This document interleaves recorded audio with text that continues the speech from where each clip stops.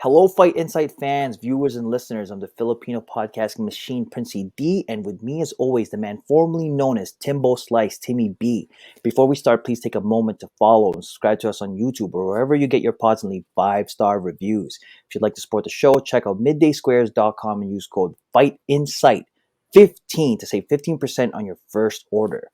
On today's episode, we speak to a man polarizing the world with self-defense techniques, discuss all things Jake Paul, Arrow versus Dennis, and a whole lot more. Tim, hit it!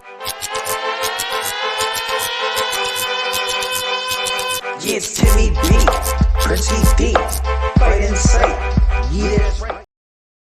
Our guest today is an Army veteran and the founder and operator of the Detroit Threat Management Center and Detroit Urban Survival Training, providing preventative threat management services, education, facilitation, and community service in and around the city of Detroit.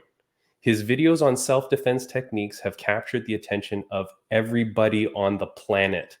However, with fame comes detractors and doubters, which is why he's also become the focus of meme makers, especially in the MMA community. So, in typical Fight Insight fashion, we've reached out and asked if he could come on today to explain who he really is, what he does, and answer some tough questions as posed by you. And we were both shocked and thrilled, Prince, that he agreed. This is our greatest moment of all time. Joining us today from Detroit, ladies and gentlemen, please welcome to the podcast, Commander Dale Brown! oh my goodness. Dale, how are you today, sir? Commander Brown. Commander Brown! Yes! Oh my goodness. I am good to go. Look at that. Dale, watch this. Yes. I got You've it. been practicing. I've been practicing my eyebrow, You know Dale, the just way. for you. How are you? Excellent. Excellent. Thanks for having me. Thank you so much for showing up, Dale. And before we get into it, I do want to acknowledge the YouTube award that you have in the background. You just posted about this. Can you explain to the viewers and listeners what that is? There are two awards. One's for 600,000 subscribers, and the other one's for 1 million subscribers. So that was within about 2 months of actually focusing on YouTube. So we're not on TikTok. We are on Instagram, and we are on YouTube. And the YouTube is just blew up, just grew. It's continuing to grow every day. It is crazy. Dale, like I said, you are literally everywhere. I mean, you can't flip on social media without seeing your photo, some sort of video that you've released, a meme, something that's got you in it. I mean, it is crazy. It's amazing. It's crazy. I am ubiquitous. Dale, the first question I have to ask you, because, you know, when we told people that you're coming on, the question everybody wants to know, are you for real? Oh, yes. I am definitely for real. And so 100%, 150% real.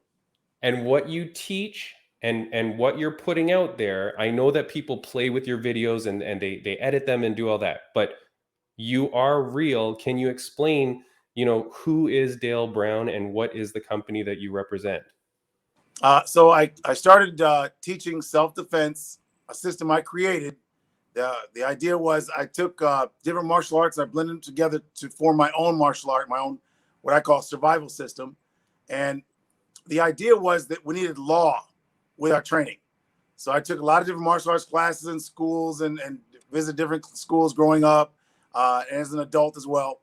And after becoming a private investigator, I understood law a lot more and how law applies. And so here I am going through all these martial arts classes. One of my favorite instructors was a SWAT team commander who was an instructor of Kyokushinkai. It's my favorite art.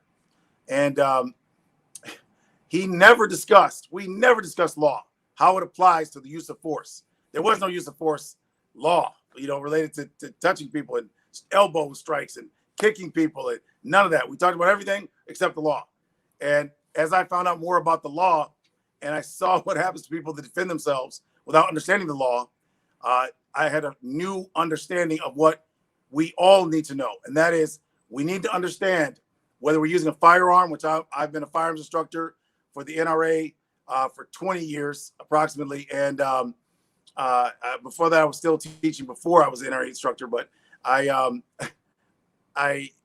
couldn't believe we don't know the law, and then no one's emphasizing the law.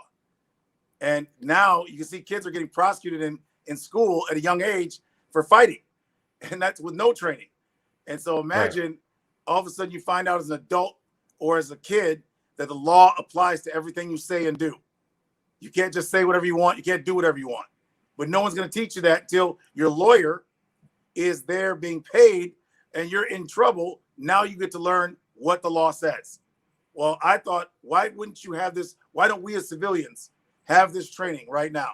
A legal system for how to defend ourselves. So I blended together tactics from many different martial arts, and then I blended together with baton, knife, pistol, shotgun, rifle training.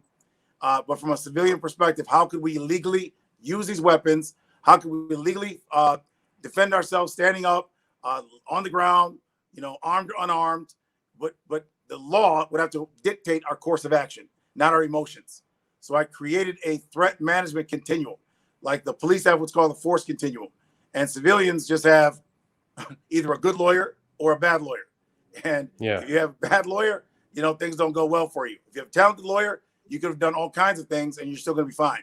In other words, if you have a lot of money for that good lawyer. Well, I thought, why don't we all just have the knowledge we need to legally defend ourselves and have a system that corresponds? So if I'm going to touch someone, I know legally when I should and should not do that. I also know the legal consequences, both civil and criminal law. So in the United States, if you hit someone and you break their jaw and they hit you first, or they're the assailant, you can still be sued civilly. I don't know if it's like that in Canada, but the criminals often sue the victims.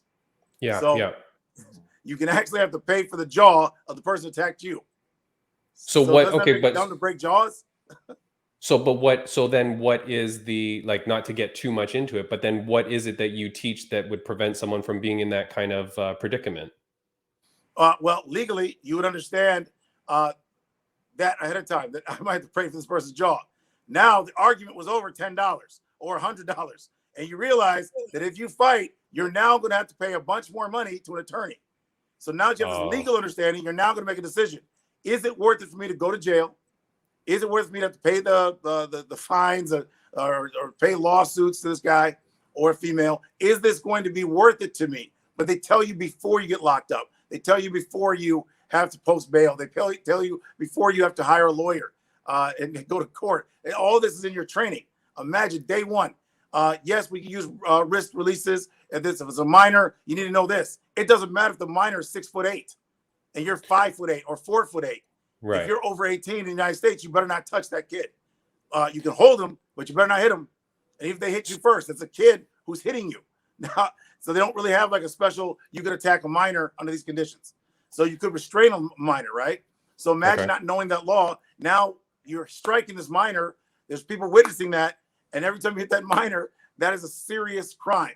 Now, if you knew you could restrain them, right? You could use jiu-jitsu. You could use high school, college wrestling, and use that to hold the kid. Now you can't get charged with the crime because you're restraining the child who's happens to be twice your size. So this because they're 17 or 16.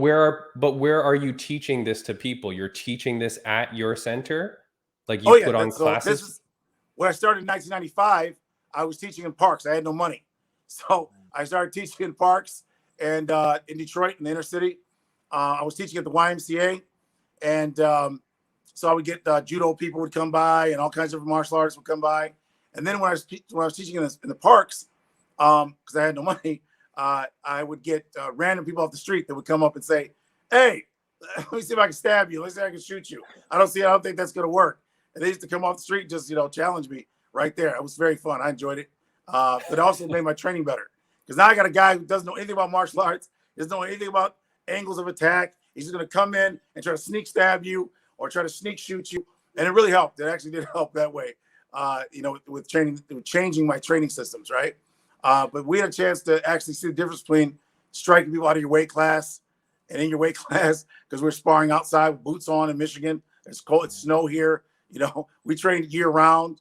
So, I was 24, 25. So You know, it didn't matter. You know, you break some bones, it's okay because I'm 25, doesn't matter.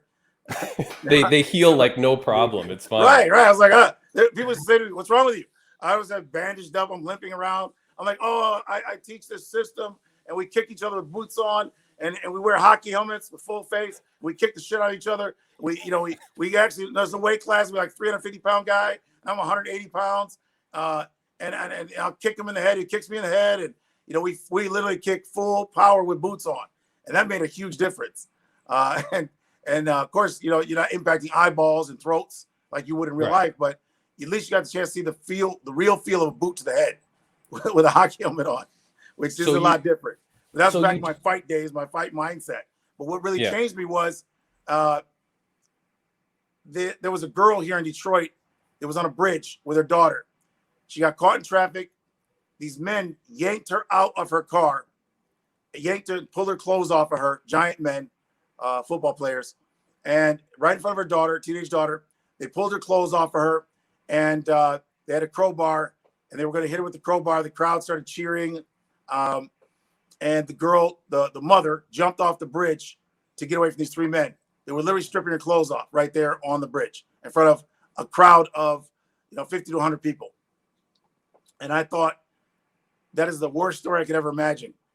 I can imagine that scene. I'm from Ann Arbor, Michigan, where there's University of Michigan's there. I never even heard of something like this in our country, let alone I would have never saw this growing up, right? Or even heard of anything like this. So I really thought it was a lie at first. I didn't think it was true. And then as I found out it was true, I was horrified, because what I thought was, number one, if I was on that bridge, I could stop that event. That horrible event would never have happened. That's number one. Number two, if I would have trained someone, anyone I could have trained could have been on that bridge that could save that woman in front of her daughter, and her daughter would not have seen her mother get thrown off a bridge, jump off a bridge rather, and die. And so that was the impetus for me to switch my focus from a business to a community service.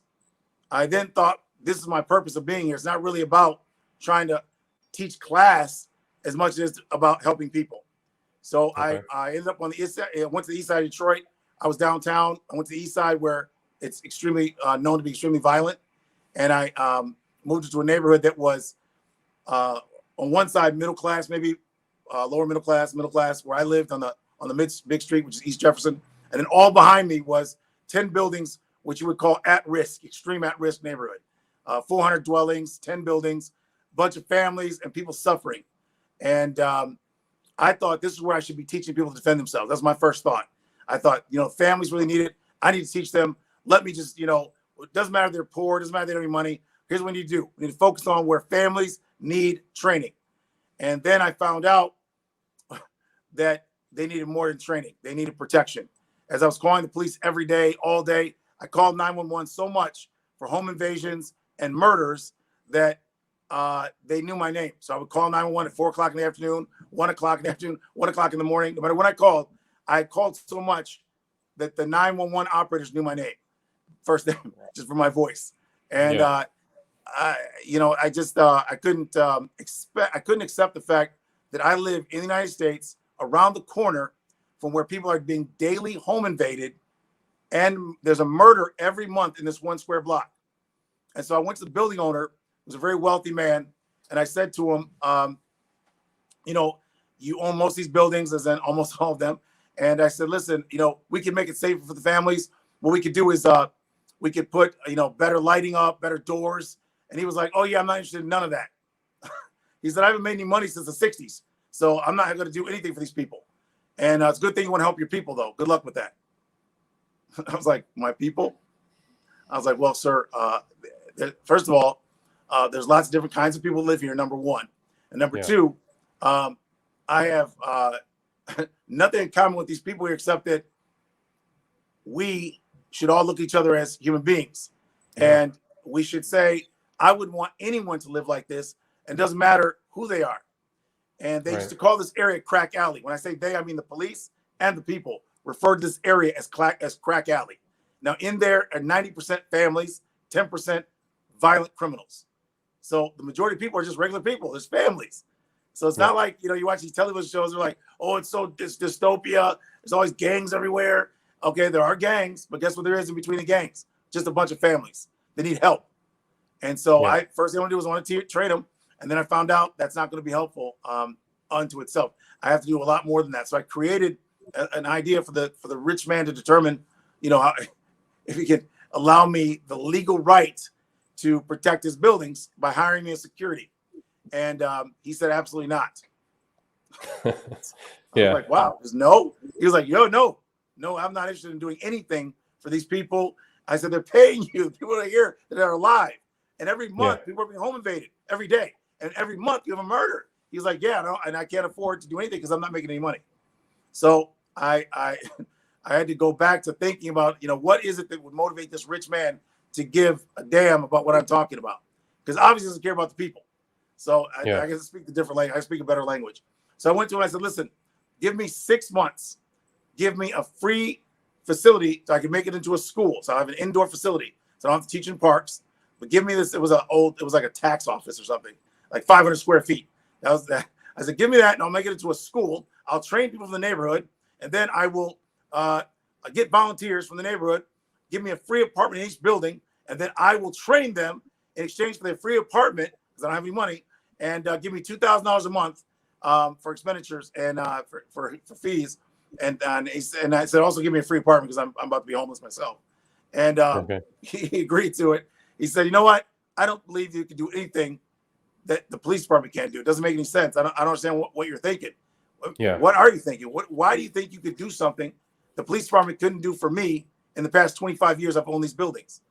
And I thought about it for a minute and I said, I really don't know what I could do. I don't know. I'm going to try. So I was an airborne paratrooper. When I got out of the Army, I became a private investigator. While I was in the Army, what happened to me mentally was I lost my fear of anything, really. So I learned to overcome fear of heights. And I'm scared of heights, so I don't like to just go do it as a daredevil, go do things like hang off of buildings or something. But I jumped out of airplanes and helicopters because I gave my word that I would do that. I would follow through. And I didn't know I was going to do it until I actually made the jumps at jump school. Literally the day of my first jump, I still wasn't sure I was going to actually go. So it wasn't until I actually went that I then knew that I could believe in myself and follow through with my word. And so I'm jumping out of a perfectly good working aircraft for no reason other than my word. I don't have to jump out. It's not coming out of the sky. I'm deciding to do this. That's you going into a death related situation. You could actually die doing this. And I did it. So once I did it, it changed me mentally. So I lost fear of the things that can kill you in general. So for me, it was transformative psychologically in that I lost my ability to be scared of challenge, life and death challenge. And so when I looked at this situation with these families suffering, I thought, what if I was a kid here? What if I grew up here? What if my mom was here? What if my mom wasn't a doctor in the military? What if, I didn't have that kind of family? What if I was here as a little kid? And what they were doing, these gangs were disrespecting the mothers, spitting on them, attacking them. That's on a normal day. Just coming home with your mom, imagine being a little kid. And these are stories I was actually experiencing. I saw these things. I saw the aftermath. And then I started interfering with them. So I convinced the building owner to give me the legal right to enforce the rules in his buildings using my volunteers in the neighborhood, which I had none at the moment. I had a dog and a rifle. That's all I had, and an idea. And so I just would rather die personally than know that I sat there while families were suffering around the corner from me. So that's the transition for me. And then once I started helping the community, there was a disconnect as well. I couldn't get a lot of volunteers, number one, because a lot of volunteers knew you could die. Yeah, well, they wouldn't want to put themselves in that situation, right? Yeah. Like now, yes. And I watch a lot of TV, and I'm a suburban person, right? So in the suburbs, you watch TV, you see movies where you win, like Standing Tall, and Rock, the one with Rock in it, and then the other ones, right? Yeah, I saw the original ones. So Walking Tall. You can actually go out and make change. You just go out there and you change it by your will and your fortitude. And I didn't know about death. And I didn't know about death because I'm from the suburbs. These inner city kids, they all knew dead people. So to be fair, I didn't know about death. I didn't really believe in it anyway. And as an airborne paratrooper, I lost my fear of it in the first place. So these other people, one of the things I found out is inner city people, they experienced death as children. They saw things. They saw neglect. There's nothing that protects them from people that want to kill them. So I didn't know that. I watched TV. I thought all you did is just call 911 and someone comes there to protect you. That's not true. There's no one. What the police can do is enforce laws. And that's enforcing laws means after you've been raped, robbed, or killed, they can look for the guilty party and possibly catch them. That's pretty good for enforcing laws. Now, sometimes police can actually be there ahead of time, which is great, and they do, and that's heroic, and they stop things. But it's unfair to actually expect that. That's not realistic for people to say, well, I wish the cops just be there during my time of need when someone wants to kill me. That's unrealistic. But it's great when it does happen. And so what I did was I still believe that, if you just coordinate, you just make your calls, you make police reports, you build the case, and this is from private investigator days. I thought I was going to be like a liaison with the citizens. So I was going to teach them self-defense, right? And I'm going to teach them how to coordinate with police, how to communicate with police, how to articulate the situation properly so police can enforce the laws. And that's not exactly accurate. That's not how it works. And the people thought I was crazy because they were like, where are you from? You must not know how this works. And I was like, no, you're not from the right place. You people that won't work with the police are the problem. And then I found out that's just not true. And that's just that in an urban situation, there is a higher level of focus on prosecution than there is protection. So what I did was instead of complaining about the police or complaining about whatever's going on with people, I said, you know what? I'm going to create this group. That's what I did. So I got volunteers. They got, so I got 10 buildings in 1 square block, basically. I got volunteers in the buildings, and we use the volunteers to protect the building. And whenever there's a problem, we would all come together to protect each other. So now I've got 10 people to come help each other. And I got Nextels from one of the clients to buy the Nextels. So you can press a button, we'd all hear each other at the same time and come over to help each other. And as a result, we were able to stop the violence. The home invasions and murders stopped.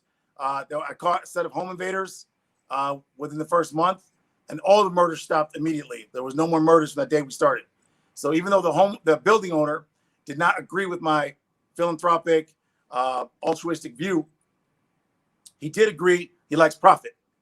So somehow, when there's no rape, robbery, and murder in your buildings, the people don't move out. So as a result, I made rich people richer. So then they said, okay, whatever you're doing, I don't care what this is, but it's working. I now have I don't have 30% occupancy. I now have 90% occupancy.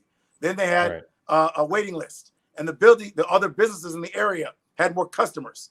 The police had less 911 calls.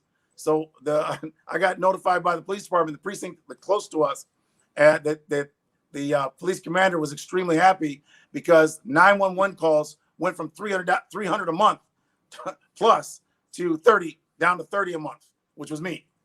We always call police for every single situation. And the reason why we call police for every situation is because legally in the United States, you need to be able to prove that you sought legal intervention. Otherwise, you're called a vigilante, or you can be called a usurping authority or any number of things. But if you call 911 first and then you had to choke someone out, for example, then that's called situational exigency.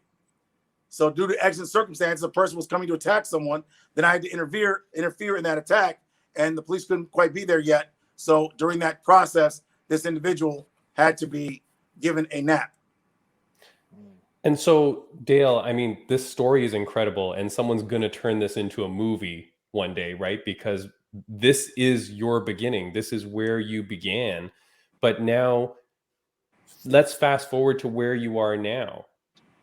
Like, what are you doing in the community now? Because I started in the intro saying that you do a bunch of work in and around the Detroit area. And when I was speaking to your wife before, who also works with you, she was saying that you guys have a very rich history now and some very good statistics. So can you share with people what it is that you do now and what you're most proud of?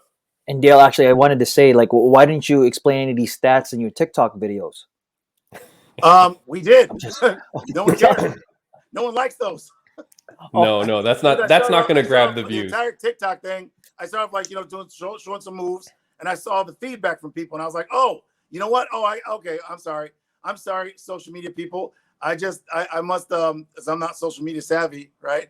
I see you guys don't know. So let me upload the story of where we came from and give you ways of proving it by going online and Google searching our name, so you can see actual media that actually tells stories about what we have done. So you can actually see it not from my perspective, but from other witnesses, right?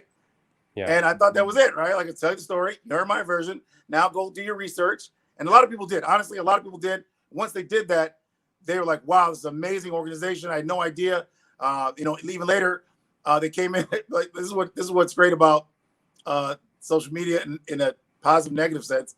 So thousands of people, like, I want to say probably in a week, thousands of them are leaving comments that say, oh my God, I came here to hate and troll, but I did some research. I checked you guys out. You guys are awesome. This is great techniques, great organization. But they came in under negative circumstances, like someone was making fun or something, which is fine. I don't care how they get here, as long as they get here, because what's important is this knowledge can save lives. This knowledge can make you not do something you shouldn't do legally, which destroys your life. This could also help you save a life physically. You physically will understand the science that we had to use to survive. So our 26 years, none of us are dead. That's very difficult. We are not guarding.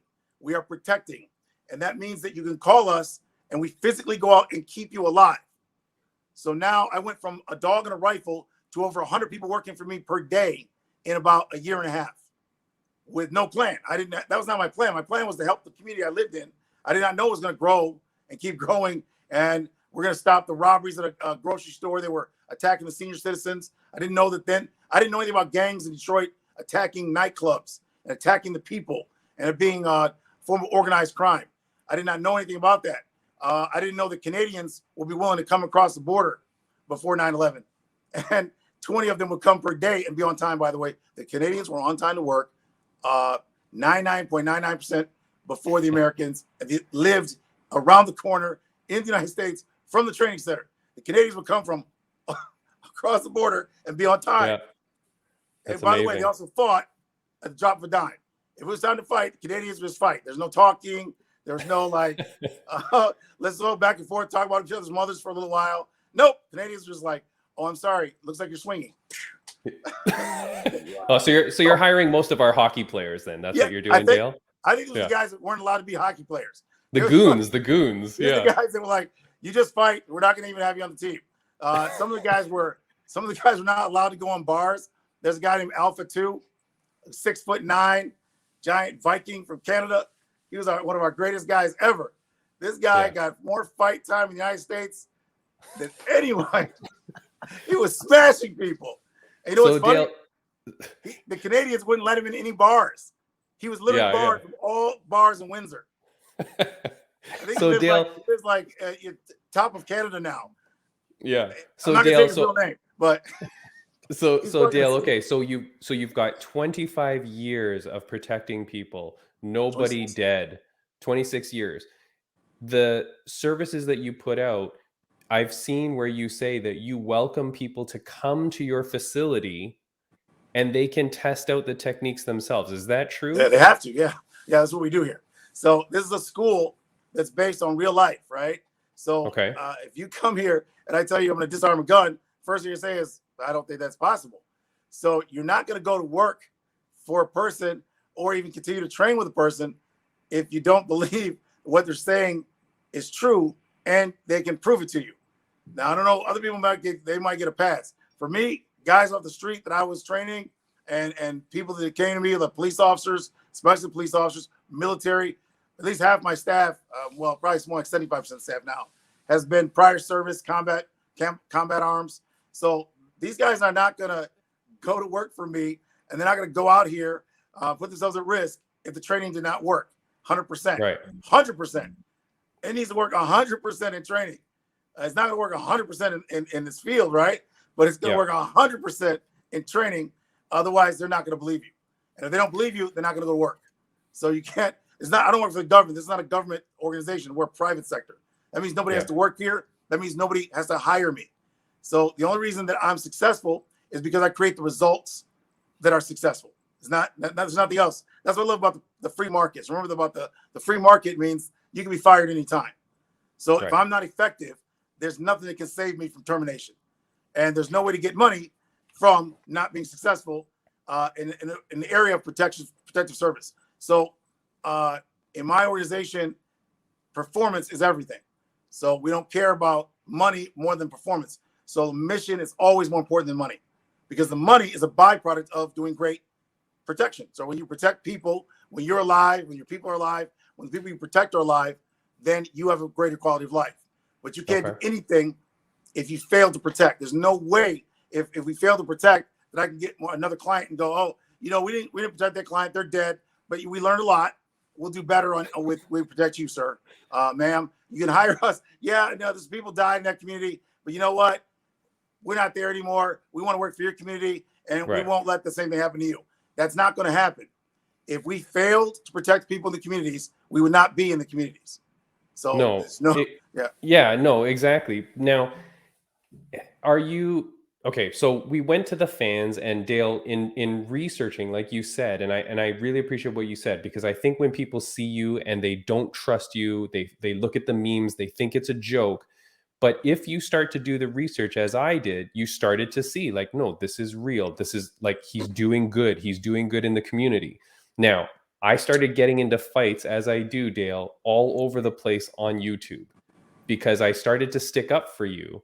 And I was doing it because I'm like, no, I've started to do the research. This guy's legit. And people were bashing at me. So I want to bring up some of the things that they said and have you just respond to them. Okay. So the first thing that someone said is, the tactics that Dale shows only work in certain scenarios. They would not work in real life. How do you start with that. How do you respond to that? So everything we teach, every single thing we teach, right, is from something in real life. So I don't have, there's no kata. I got rid of that. We don't have that in our organization. So what I did was I took from real life situations as we fought gangs. So where we went from the east side of Detroit was dealing with gangs all over Detroit, Ohio, and we worked in Canada. Wait, I don't know if I can say worked. We volunteered in Canada. All right. Volunteered. Okay. There was no money. Yeah. So the bottom line is you can't go to Canada to some of you remember this. Some places we were at, one was called Sports Weekend. And guess what? Canadians have guns. Can I just tell you that? Can I just tell you Canadians have guns? All right. I don't know what whoever's thinking Canadians don't have guns, if you were with us at Sports Weekend in Windsor, you would see bullet holes in the windows. And that's not from the Americans, not from us. Yeah. By the way, most of the guys I sent to Sports Weekend were all Canadians. Okay. I did not know the Sports Weekend was also a lot of Jamaicans. Someone should have told me. All right. Not one person told me it was Jamaicans. So, but the Jamaicans have guns. I just want to let you know that. So what you're saying though is that what you're teaching obviously is meant for certain situations, but it's scenarios that have occurred in real life. Everything happened to either ourselves or police officers. So a lot of things I'm teaching also deal with police officers, things that I saw happen to them, things that police officers share with me that happened to them. But most of it is what we did and what we had to do in order to correct some kind of behavioral anomaly, some type of violence. And so what I did was I broke it down to very small segments. So you have the ability to put it into your actual everyday life. And what we emphasize, how not to hurt people. I can show you 100 ways to crush someone's eyes and destroy their throat. But I'd like to show you a lot of ways to not injure people. Because who are you mostly involved with conflict? It's your family. It's your friends. It's your neighbors. It's your colleagues at work. You need a way to solve physical altercations without hurting people. So I'm showing you how we did it. Because if you don't do that in the United States, you are definitely going to go not just to court, but you're going to go to prison for using violence consistently. It's just, there's no way around it. Eventually, it's going to catch up. If you keep using ultra violence, lots of violence constantly, it just keeps growing. So you're not gonna create more peace from more violence. So I had to learn that the hard way. And what I did was I changed my way of thinking. I used to believe in extreme violence. So imagine we trained about 3 to 4 hours a day, 7 days a week. And back then it wasn't a lot of talking. So it was all elbows, shakedowns, choke outs. And our standing chokes put 99% of everyone out on contact. We would choke out. There's no way to even know how many, but it'd be choking people all day. We would have constant people unconscious in front of nightclubs. We were known for that. And eventually it stopped all the crime and all the violence at the nightclubs. So the gang members switched straight to shooting. And so then we had to do, we had already developed countermeasures for shootings though. So we were steps ahead for that as well. So important thing to remember is that everything we're teaching came from real life application and need. It was a necessity. So I didn't come up with an idea for what to do if someone blocks you with your arm. That's what actually happened. And I had to have a way to empower my team members and police officers that trained here and police officers that worked here and still work here, a way for them to create the best outcome based on their objective. Right. Okay. So it's not just doing moves. So remember in martial arts, traditionally we're shown a lot of options, right? We get to make it up as we go. Like, you know what? I feel like doing this to you. Okay. But what if there are laws? And what if you want to use the law to dictate what you're supposed to do? Or at least affect your decision making. So that's what I did, was make sure that you're processing it in a legal format. Okay. So when you're doing MMA, when you're doing boxing, you're processing. I know a lot of guys that are trained in a lot of different arts. They compete in different sports. They don't get, you know, sometimes they get confused, but normally they don't. They can stay inside the genre. I'm doing MMA right now. I can't do this kind of movement. Your brain's already set up for that, right? But now that there's no law, it's just these are rules in a sport. I know I can't kick you in the head when you're down, right? Well, we need to know the same kind of things for our law as it relates to application of force. So you also need to know how to talk to police. What do you say to police when you're covered in blood? What do you say to police when the other people are saying what they're saying? And what they're saying is that you victimize them. How do you explain this to the police? What's your voice inflection, facial expression? What do you say to the police? What's articulated on the report? If you don't know any of that, it won't matter if you're really good at fighting, because you're going to be in a cage somewhere, not getting paid, but sitting there with men for long periods of time, simply because you used the force, that a level of force that police did not feel was appropriate when they got there.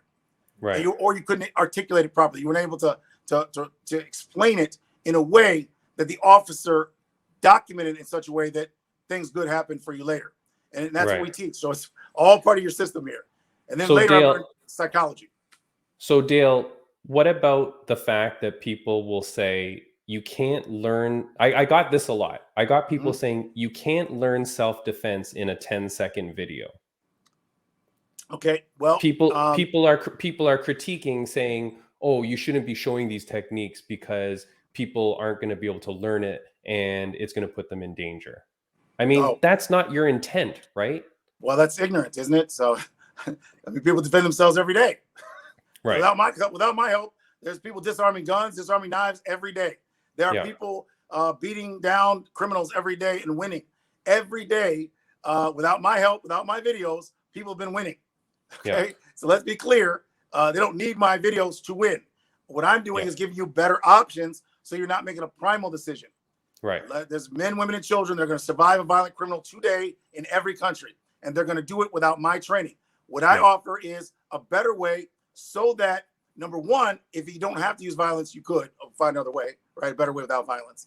But number two, if you had to be physically in an altercation, especially with a weapon, there's attributes of that weapon you should know that will increase your survivability. And there's other ones that will decrease it. So you need to understand, for example, human reaction time and biomechanics, the things that you don't normally get explained that way in any self-defense class, because it's anecdotal. It's in self-defense class, it's kind of theoretical. For us, it's real. So remember this, I'm accountable. So my team members, when they go out and the technique doesn't work, they come back to me. They'll say that did not work. And then you can't lie your way out of that. You can't be like, well, you're supposed to be better at conditioning and timing than that. They don't care how it didn't work. It didn't work. So what you're also seeing here is 26 years of evolution. But how long? But obviously it takes practice and it takes learning. Like when you see Dale. No, your point is we're conflating two things together. So think of survival as what it is. Survival. It's not a sport, right? But you got people on TikTok and and everything else, showing people all kinds of sport combinations. Of course, yeah. What are you gonna say? Don't show them sport combinations. You can't learn from a video how to do sport combinations. Right. I look. There's no one making that comment. There's thousands of people showing how to choke people with a robe, and nobody's saying you can't teach people how to choke people with a robe on video in 10-second videos. Right. No one says that. But all of a sudden, I show you some ways to not die from a gun. You had no idea that this could help you stop the gun from firing at all or stop from firing again. Now, that can be very critical, very important information. And you don't need to study, put your finger behind the trigger. You don't need to study, push the slides back. You don't need to study, stop the hammer. Okay? You don't need to study any of that. If you knew it, it'd just help you. And guess what? People use that without talking to me, without looking at my videos. There have been people that stopped guns from firing since guns ever started, since guns ever existed. Okay? So people are surviving without me. All my training does is help them survive more consistently. Okay. And Dale, let me get to a few questions because I know you have to go, but just a couple of questions before you do. This one is, getting around like the memes and the things that are like kind of jokes. And I know it seems like you take them well, but the first question from at Cody McCharles asks, what do you think about the people calling you out to fight? Like Tom DeBlas wanting you to fight one of his female purple belts. I don't know what this is referring to, but what do you how do you deal with that, like with the people calling you out and stuff like that? Well, to me, it's a sign of immaturity, irrational behavior. They obviously don't understand. Number one, they don't understand that this is a survival school. Right. We're not a wrestling school. Yeah. So it would be I'm not understanding like what would be the point of the purpose of such a. So if I rip this girl's eyes out, you're gonna be like, oh, Commander Brown. I guess his techniques are better because her eyes are gone. That's just dumb. Why would you even want to do that? I mean, but Dale, people are complaining about a guy kicked the knee. He kicked the knee in MMA last. Yeah, we talked about that. They were like, oh my God. Somebody else said, that's just cheating. That's where we start. We start with going through the knee with a boot to the ground. Like, if that's cheating, that's all we do. And that's true, by the way. That's all we do is absolutely go around everything you would ever do in a sport. We do pretty much the opposite if your life's in danger. We only go to eyes, throat, groin. And we say groin is to destroy the groin and to go through the knee, not to the knee, but actually destroy the patella. We want to destroy things so that we don't have to refight that person because we're used to fighting people out of our weight class, people with weapons, and people that are multiple aggressors. You cannot play, I want to show you my skills at fighting with someone who's here to kill you. There's a big difference between killing and fighting. When you go into sport, I don't care who you are, when you go there, you're not trying to die and you don't believe you're going to die and you don't believe the other guy's going to die. Although it could happen, you're pretty much sure it's not going to happen. If someone told you, let's go in here and only one of you is going to come out, 99.9% of all people are not going to go in there. That's because you're sane. You're not trying to go in there and die for some sport. If they told you you're going to go in here and your brain could disconnect from your spine, which has happened, right? Feel spinal injuries. But that's not, it's so rare that people feel confident it's not going to happen to them. They really don't believe they're going to die going to that sport. But when you go outside in the dark and no weight class and weapons are there, and there's no referee, there's no police that are going to be able to help you. You're talking about a whole different world. And that means death is on the table. Now, that's a special kind of person that's going to go out in that knowingly. And mostly when you are in those situations, what happened? You did not decide to be there. Someone put you there. You were minding your own business. You were with your family. You were with your wife, your girlfriend, your kids when they decided to kill you. That is not the same thing as I'm ready to spar with you right now. So the two things are not related. And so for people that are thinking about fighting myself or other team members, you're not understanding that this is, so we have a threat continuum: escape, control, immobilize. If we can't escape from someone, we control them. If we can't control them, we immobilize them. The only way we immobilize them is eyes, throat, groin, leg, knees. So I don't know, how would we spar that? I don't understand how we'd even do that. Like, it would be unfair to say, it would be like telling an MMA person, listen, I like to spar you, but I don't want you using punches or elbows or kicks. No, Dale, I think that's like tell me I can't go to eyes, throat, and knees. and the groin, when I know that's how I survived. I survived gangs attacking me, multiple aggressors, because I did things to them that they could not recover from anytime soon, for sure. And if I would have been punching and kicking them, my attributes wouldn't matter. It wouldn't matter how clean my attributes were, because great attributes of a great fighter versus 5 non-good fighters, it's not going to go well 9 times out of 10 for the non-good fighter. You can, as long as you're trained for that specifically, for that attribute, right? But I'm going to train for that attribute, which is that kind of condition to actually strike eyes and throats while moving. It's very difficult. I can't even do it, and I still be able to do it in a sport. Excuse me, in a good, safe way that we can actually show it on YouTube or Instagram. Yeah.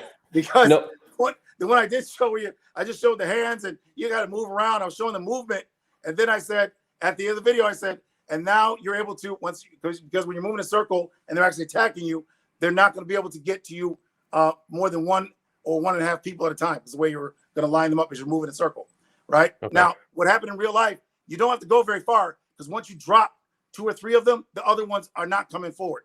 They're not heroes. They don't want their eyes damaged, their knees damaged, their throat damaged. When they see that damage of their friends and cousins, they do not continue forward.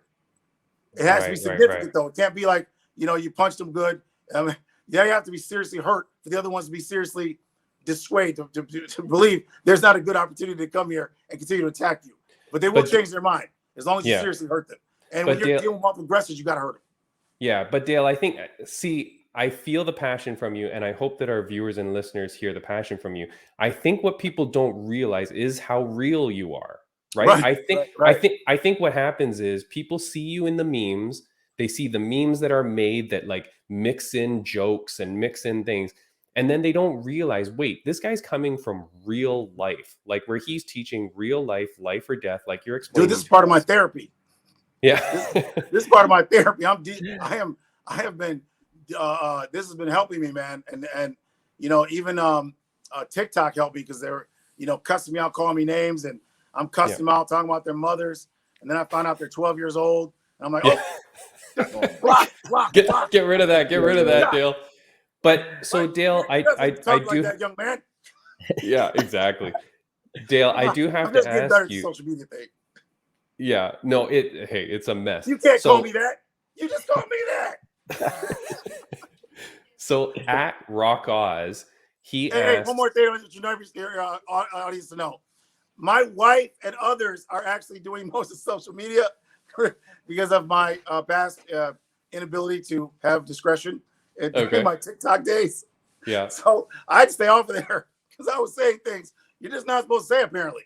Yeah, so no. I keep it very real. I keep it very real. And you can't do that on social media. You gotta be very social media savvy. And otherwise, you're gonna say things you shouldn't be saying. And I'm getting better on all the time, right? I'm learning. That's and they're not talking to me. So they're you guys, you're leaving these messages. They're not talking to me. Yeah. See, my wife's fielding those questions. She's and again, people people don't know that, but so at Rock Oz, he asked, do the meme, and you must see it, do the memes ever get under your skin? Because you are doing this for real, like you're doing this for legit, to save people, to help people. It's turned a bit funny. Does it get under your skin? Does it? No, I think it's fun. So to me, it's funny, and I especially like it when people are non-believers. The greatest thing to me, I'm better now, but when I was, younger, I used to enjoy people that would say, so I'm from Ann Arbor, so my speech pattern is very bright, Dumbo-like. And so these thugs, I call thug animals.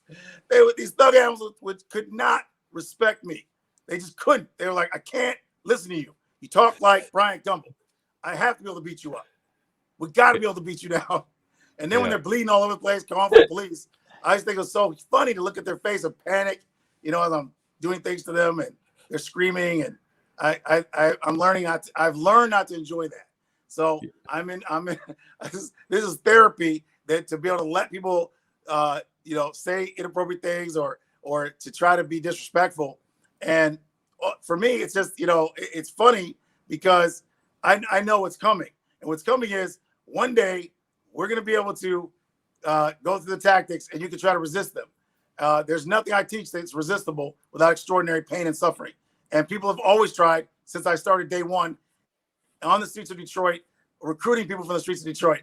And you think they're tough. You think guys on the internet are tough. You see these guys that have never seen a day of freedom outside of prison for very long, and they came to see me personally because they heard I was on the east side teaching some foolishness, and they came in to teach me a lesson. And these guys 6'7", 6'8". It was fun. I mean, but for me, I train all the time. So for me, Yeah. I mean, imagine it's not fair. If you do something all the time, you train, like I say all the time, I don't mean like a sports person. I train, I mean, I could be like the guys who are psychotic with the training. So for me, training 12 hours a day would be normal. I was poor. I had nothing, and I had nowhere to be. So I just trained all day, all night. So it was just great fun, man, to just all day, choking, striking, every day, 7 days a week. No, I don't drink or smoke ever. I just never was into that. I was in training. So other people were drinking and smoking. I was training. And then I was looking for, I was never a bully, but I was looking for reasons to destroy them. So I enjoyed violent people bringing their violence to me. So that was my point, was this is my chance to really give back to society. And really, to be honest, going back to the beginning, what happened was I really thought I was going to die, because I saw that there was so many violent criminals, and there was no other remedy that I could find. So I would call 911. I had lots of police contact to, try to coordinate to stop the shootings and some other stuff. And I had to become more proactive about change. And I became an proactive, what I call an proactive agent of change when a little girl was attacked in front of me. She was 14 years old. I did nothing to protect her. And I did nothing because I was told not to protect anyone on the streets by a sergeant on the Detroit Police Department, who became a friend of mine later. But at this time, how old are you when this is happening? 25. Okay. And he was, and it was when I first started my organization. It was I had a dog, a rifle. At that time, I had a couple volunteers that were coming to training and getting apartments, and so I just had like maybe 2 or 3 people. I had some volunteer kids that would come and train with me on the weekends from Flint, Michigan, which is a very rough town. And they would come here from vocational school to Detroit and learn my system for credits in their college class or something. And at that time, they were volunteers. I had no money. So this little girl was being attacked by a mob of about 15 women, adult women, because one of their husbands wanted to have sex with a 14-year-old girl. And I didn't want to get in trouble, so I just kept calling 911 over and over again for 45 minutes while she's being attacked. And then when I took her to the police station with her mother the next day, they yelled at the mother, and they yelled at the little girl who was they sprayed Raid in her face and burned her face. And these women did, as they were beating her, they sprayed Raid all over her face, gave her chemical burns. And I took the mother to the police station and the daughter the next day against their will. They really didn't believe the police would help them. I told them the police would help them. All they had to do is be, good citizens and go to the police department. They'll help you. And I basically berated the mother and, kind of forced her to go to the police station by ridiculing her.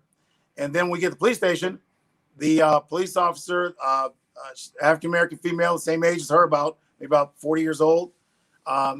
She just wanted to yell at her and the little girl, just literally yelling at them, humiliating them.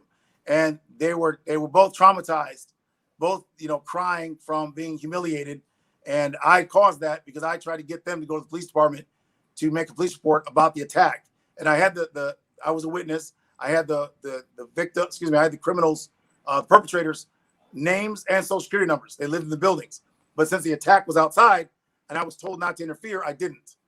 And I regret it forever that, I let this girl get a chemical burn. I let a family get traumatized, and all I had to do was what I did from that day forward. And that is, I never let anyone or anything stop me from protecting people, including when I took a team of men to Hurricane Katrina. When I saw they weren't getting water that first weekend, my team members and I volunteered. I got my brand new 2005 Hummer in 2005. It still had this new car smell. When I went down there, I got dead body smell in the car. But I didn't care about that car more than I care about the families we could be helping in Hurricane Katrina. and there was no money. I literally had, when I say I had no money, I mean I literally had no money when I got back. I had nothing, and I spent all my own money. And then some clients gave me money to donate. They donated food supplies. They donated all kinds of things to help the families as well. So we were able to go down the first weekend, literally the first weekend of the flooding in Hurricane Katrina. And that was probably one of the greatest days of my life, greatest times, is I formed an organization that was able to help rescue people in real life without needing money or funding. Nothing stopped us. And that's what I was really happy to see, that there's a group of people, there's men and women that will literally go out there, put their lives at risk for nothing. There's nothing we're going to get back. No one even, there's literally no credibility, no credit for it at all. We didn't care though. What we cared about was going down there helping people. And it was a great thing, man, to just go and do what you can to help people during their worst time of need. And that's what it's all about at the end of the day. Dale, this interview went in a extremely different direction than I thought, and I greatly appreciate your time and stories and sharing this with us, because this is the Dale Brown that is real. This is not your 10-second little TikTok video clips. This is not the memes that people make of you. This is legit what you do. And I really hope that people will see that and feel that from you, and then get a different understanding of who you are, right? Because I'll tell you, I already had a lot of great deal of respect for you from what I researched and what I heard about you and what I knew. Thank you. Hearing this today is more than I ever thought. Like I did not know any of this, and I appreciate this so much. Hey, well, Dale, please. Dale, it's a dog, a gun, and a dream. Yeah, that's what it is. Yeah, that's what it. Yeah, it's an autobiography. I could see it happening now, buddy. Dale, the movie is happening, and I just, if you could get Keanu Reeves to play me in the movie, okay? For Prince, we can get someone. I don't even know who would play Prince, but just get good people for Fight Insight when we're in the movie. Okay? Absolutely. Dale, Jet Li or something, Dale. Yeah. Before we let you go, Dale, I do want to ask you just one thing, something maybe a little bit lighter. Tell us about the earpiece and the watch. Yes. There's been about 1 million comments about the earpiece and the watch. Yeah. It's a super watch. It's from the future. It's miniature iPad watch from 2050. But what is it? Jacob's Rolex watch is that, Dale? It controls the Batmobile? What is this? It does. This watch is a 4G cell phone. It is actually completely waterproof. It's its own cell phone, has a video camera. It is the greatest watch ever. It does everything that you could ever imagine. It's quad band. It's futuristic to us in the United States, but quad bands have been overseas for many years. So look that up. Quad band watches. They're waterproof. This one right here is the actual phone itself. So it actually has its own SIM card. So it's an actual phone on your wrist. And it gives you all the data you would ever need and extra abilities. And this is from 1985. Wow. It's a bone conduction earpiece. But on the internet, they think it's from 1985. It's actually from the future. So it's reading. Oh, so this is good because people are asking, why do you have two on each side? This is reading, listening for vibrations on the bone of the around here. So your ears are clear. Same thing here. So this is what we wear in our organization. It reads off the bone. So you're actually hearing what's being projected into the bones of your face. And that's so your ear channels stay clear. So you can actually hear what's around you for safety. So you can hear your music is in stereo. When you're talking, it's going through the bones of the face into the microphone. You got a microphone here too, but you're getting the feedback from your bones of your face. And so even in rain, in wind, underwater, this still projects. You can still hear clearly, even in high winds. But what's most important is your ears are still clear. So even listening to music, you're running, walking, biking, this bone conduction earpieces are safest. So what we're doing is letting people know that this is what we use, and this is what you should be using. So this will keep you safer than having something in your ear. You can still hear it from your ear channel, what's going on around you, so you know you're safe, and still hear your music in stereo, and in high winds you can still hear music, and they can still hear you with this microphone. So it's a great earpiece. Aftershocks, check it out. Dale, listen, all those functions and can't even turn on the microwave. It cannot, and it can't start the car yet. No, not yet. Or garage door. Dale, it will though one day. Yeah. The next patch it will do that, Dale. Dale, thank you so much for coming on. Before we let you go, is there anything that you wanted to say to the fans, viewers, and listeners? Anyone that you want to give a shout out to? Yes, to the CAT team, Canadian Assault Team. Remember, you guys, there was a bunch of Canadians that worked here. They called themselves a CAT team. That's not my idea. They called themselves the Canadian Assault Team. And these guys fought all over the region, just against only extremely violent people. Delta 7, he's one of the people that are survivors. 6 of us got shot. 1 female, 5 men. All of our team members are alive. That's because we stabilized our wounded, transport to level 1 trauma hospitals. In other words, if you don't have trauma aid training in your training, then you're not really prepared for real life situations where people are going to stab you and shoot you. And so, again, it's more a testament to our training. We're all alive because of our training. So the reality is, please do research, look us up, go online, Google research, Detroit Threat Management Center. Detroit Urban Survival Training is the school that's specifically for growth nationally, internationally. And we are not private police. We are a organization that's a school first, a community service organization second, and we're self-funded by making rich people richer by protecting the people that are at risk the most. So that's a system. That's how I made it self-sustainable, and why we don't need government funding or anything else to survive and continue to grow. It's amazing what you do, Dale. Like I said at the beginning of the podcast, this is our 47th episode.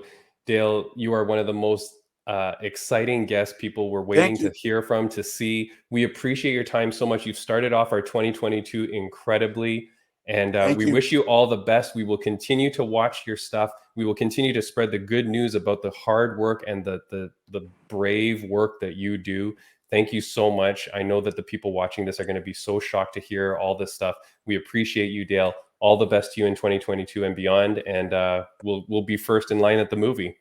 Thank you. Thanks, guys. All right. Take care, Dale. All the best. Okay, guys. Thank you. Bye-bye. Thanks for the opportunity. Bye-bye. Wow. Oh, man. Prince. Commander Dale Brown. Prince, not at all what I thought, man. Really? Right? What do you mean, really? What were you expecting? What were you expecting? I was expecting, I don't know. I was expecting him just to be very, I don't know. I thought he was going to be more, I guess, light. I didn't know that he does this stuff. I didn't know that he's legit doing some serious safety threat management stuff. I knew that he was teaching self-defense. I knew that it was a legit school. I knew that he was out there protecting communities, but not to the degree that he's talking about. Oh yeah, it's definitely the passion, right? And I mean, a lot of the things that he was talking about, it's all driven by the sense of community, sense of making a positive change. That you could tell in his voice, he's all passionate about it. He was so driven. And so, I mean, hopefully our viewers or listeners are listening to this and be like, wow, so we actually got to see that side of Dale Brown, right? Man. And I know it went long. This podcast is going to be really long for us. But what are you going to do, man? I'm not going to stop him from talking. I mean, I already felt like I broke in a few too many times because I just didn't want to go crazy. I knew he had a set amount of time, but I hope you guys enjoy it, man. I mean, Prince, the jokes and the stuff that I had, lined up, or the jokey type questions, it just didn't fit. It didn't fit with the interview. And where people were saying, and again, I'll get to it now because he's gone, but oh, these tactics only work in certain scenarios. They're not going to work in real life. You can't learn to self-defense like this. Why do you delete all the negative comments? What's some of the other things? You should be a character in Mortal Kombat. This is the stuff we were getting. But as you listen to him and as you see and hear what legit he is doing, it's none of this shit is respectful or in any way appropriate to ask him. Like, this guy is living this in real life. Like, you can make all the memes and stuff you want. Like, and that's, I guess, what he's kind of saying, right? Like, it's therapy for him just to see the jokes and stuff, but he knows what he's doing, and he knows in the conviction of what he's standing for. Yeah, and listen, people have to watch the podcast. They have to watch the podcast and listen to his side of the story. And you know what, guys, we got to give a big shout out to Timmy B, because booking this man was, can I tell you, I No, I'm wow, so glad that he came. I don't know how you did it, Timmy. You know what? At this point, we you know what? Sky's the limit. We're gonna have Biden come in here next week. Justin No, Trudeau, you name it. We got them hold on. all. So let's say who our guest is for next week. All right. I Ready? mean, Dale Brown starts off the year for us. That is incredible. Mhm. But next week, Prince. Street Beef's very own Fair Play. So we spoke about street beefs. You know what street beefs is. You've seen it on YouTube. If you haven't and you want to prep for next week, search street beefs on YouTube. It's like an underground fight league or something. Like, I don't even know how to explain it, but one of the main fighters that you will see on street beefs is named Fair Play. If you don't recognize the name, you'll recognize his look. He's the guy that wears the black dress pants, the white dress shirt, and the black suspenders. Yep. So that is Fair Play. He's like one of their main fighters. He fights all the time. He will be on the podcast next week. And coincidentally, he just announced he's having his first ever MMA fight I think in about a month's time, in March something. He'll be fighting his first ever MMA for an actual promotion, not on street beefs. So Perfect timing. Like perfect whew, timing. Like wow. Wow. crazy, man. Crazy. So we are very excited to see him. Prince, I do want to give a huge shout out, of course, to our sponsors, Midday Squares. So, guys, if you are not already eating these, this is New Year's. You got to get fit. You got to get in shape. Middaysquares.com. Use the code FIGHTINSIGHT15 to save 15% off your first order. The stuff is great. It's going to help you get in shape. Go purchase that. It helps support the show, so we appreciate it. Prince, I know we're long. Do we just keep going? Yeah, let's just keep going. Yeah. Yeah, let's do it. Do you want to just talk about the one topic then? You want to yeah. just talk about Ariel Um, versus Danis? Yeah, let's go with that. All right. Let's talk about this Melrose Place that just transpired.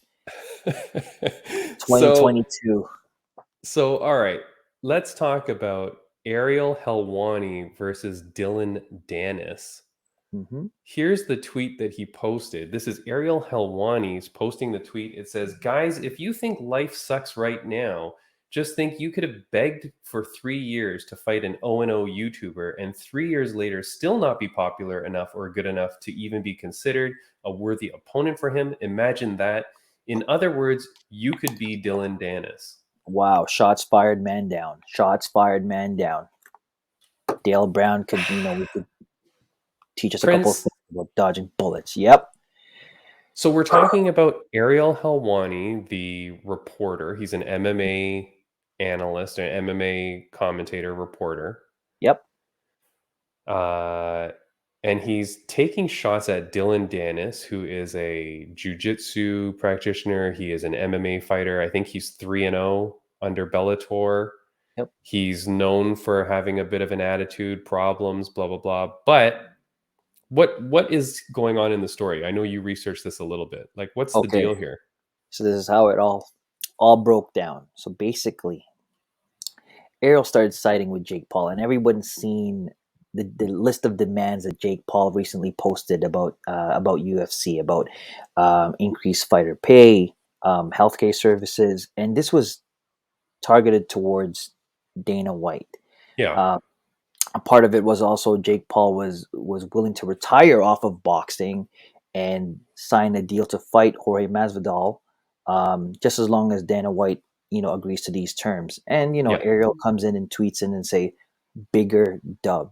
So he's like, wow, that's crazy. He's putting this out there. Jake Paul's wanting these demands. That's cool, right? Wait, Ariel is saying bigger dub? bigger dub. So it's like a big win. That's Oh, that's okay. what it So is. Ariel is taking Jake Paul's side. That's it. And Okay. so now Dylan sees all this and is like, you know what, Ariel, you're a, I don't want to say it on the podcast, you're a Hey, just big say it. B, a bay, Okay.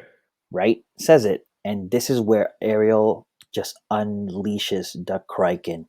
And there's a barrage of tweets that he unleashed after that. So that first tweet that he just showed right now was the first response Ariel made Right. towards Dylan, and yeah, from there it's just been back and actually it's more Ariel's been the one taking most of the shots. No, It's crazy.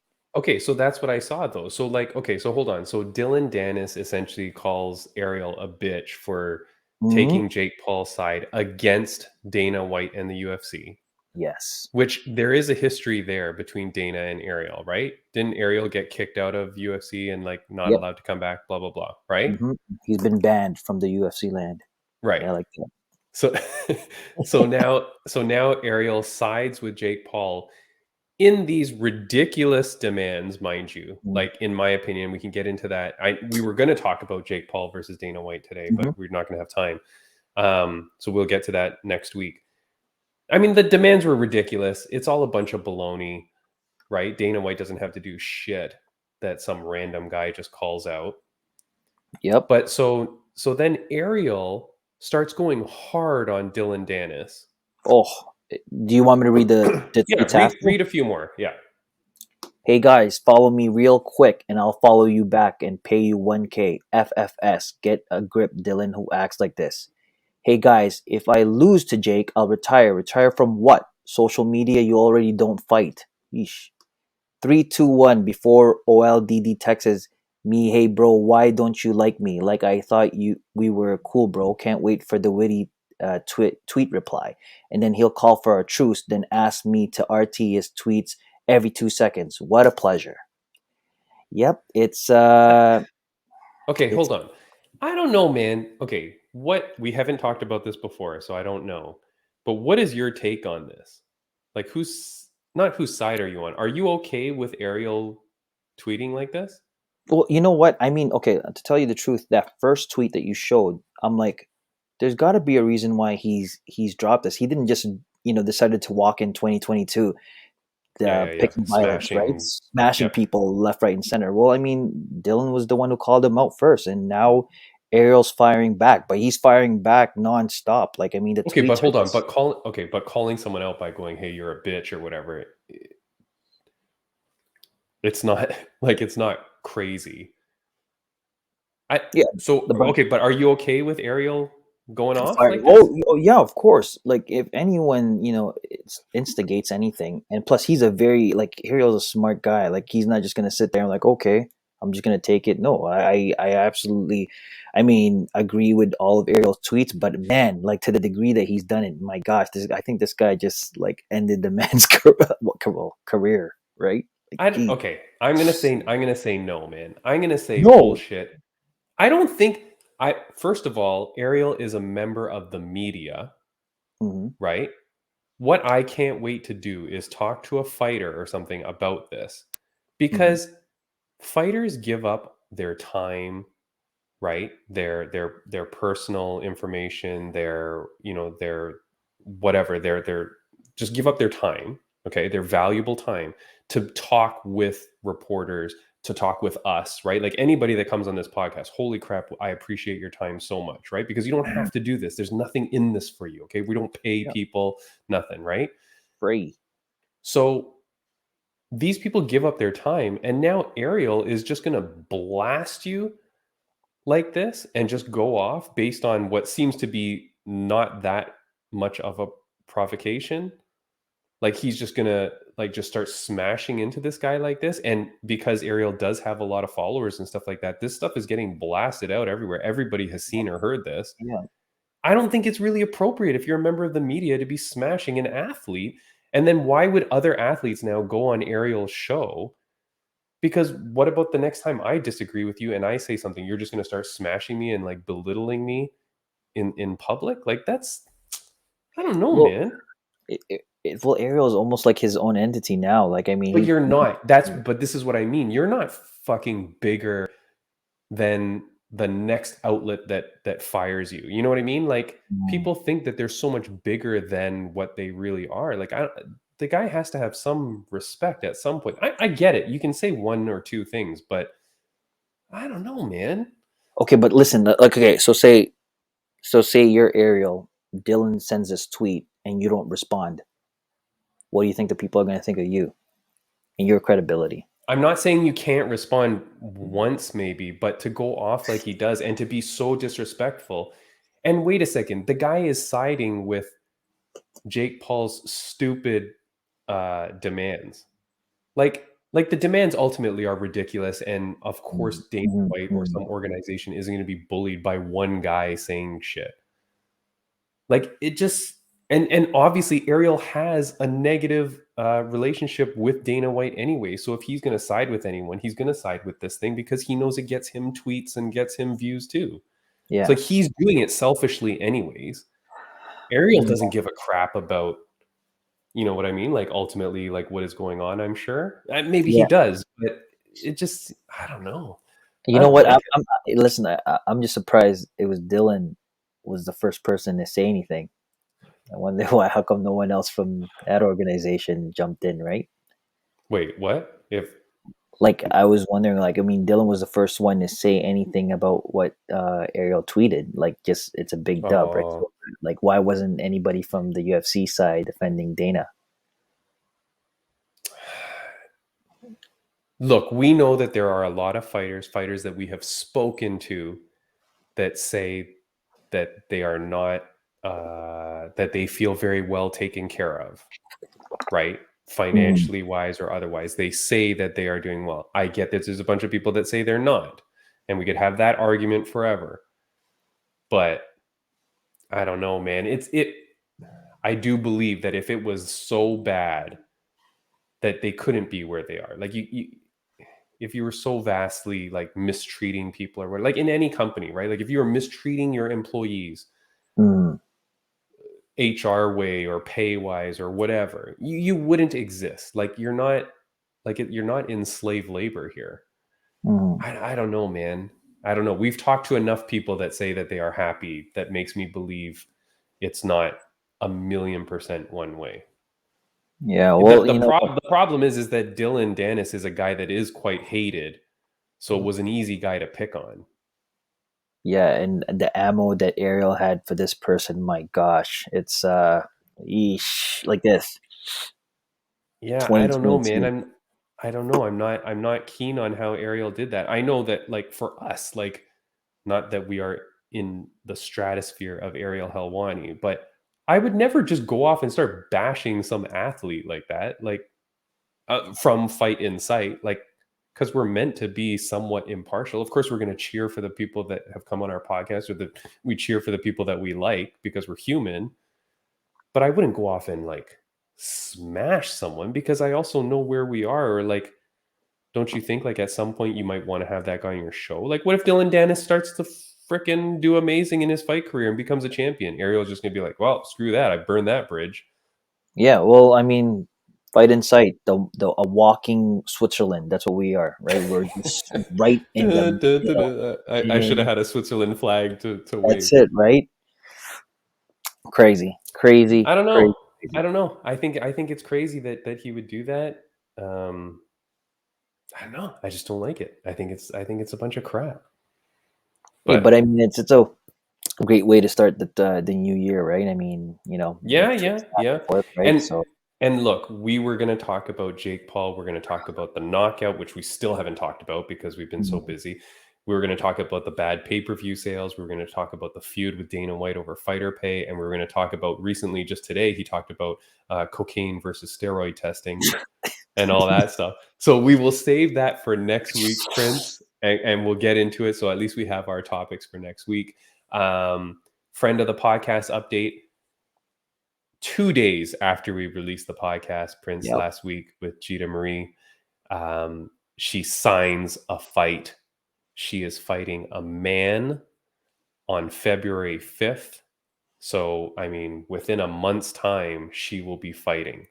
And this is what she called for on our podcast. We want to believe that we had some tiny hand in helping this happen. But of course, a huge good luck goes out to our friend Gita Marie. Gigi, the man eater Figueroa. Man, love the last name. You know what, Gigi, I hope you take this one. I hope you're training hard, and I hope this is a dub. Right? I Yeah, man. honestly, you know what, got to get cocky with it, Tim. It was our Sure. podcast that got this bad boy going. So Yeah. No, if you haven't and seen the podcast, watch it. yeah. If you have not watched the last podcast, give it a go. It's funny. The first comment on our YouTube was, "I can't watch this," I know. and Yeah. it was because of the topic and whatever. And we get it, but that's why we wanted to have her on, because we thought it was a polarizing topic that we think, and I think it came out really well. So if you haven't watched that podcast, do give it a try. I think it was a very interesting one. I would say just as interesting as today's podcast, in hearing all the stuff that Dale says, right? Yep, absolutely. And Gigi was so well spoken. She was ready. She was prepared. Yeah, you guys got to catch this one. But wait until you see this bad boy. This one right here, Commander Dale Brown, a dog, a gun, and a dream. Yeah, man. Crazy, Prince. Like, what a way to start off the year, my friend. Again, not the way I thought this podcast was going to go at all. I Yeah. even had prepared Oh, the a Nerf gun. beautiful gun to have Dale virtually disarm me. But I'll tell you, Prince, the podcast went so different, man. Look, we are at an hour and 20 minutes, so this is a podcast much longer than any normal. I got to watch this back, see if I'm going to edit anything out of it. But Prince, I had a great time with you, buddy. Hey Tim, it was a thank you again. Amazing work. This is, guys, you got to thank Tim. Timmy B was the one who squeezed this one out of. I don't know where you got this one from. Like, this was crazy, man. This was crazy. a crazy opportunity. I hope people enjoy it, man. He was so much more passionate and real than I thought. Guys, let us know what you think about the podcast in the comments below.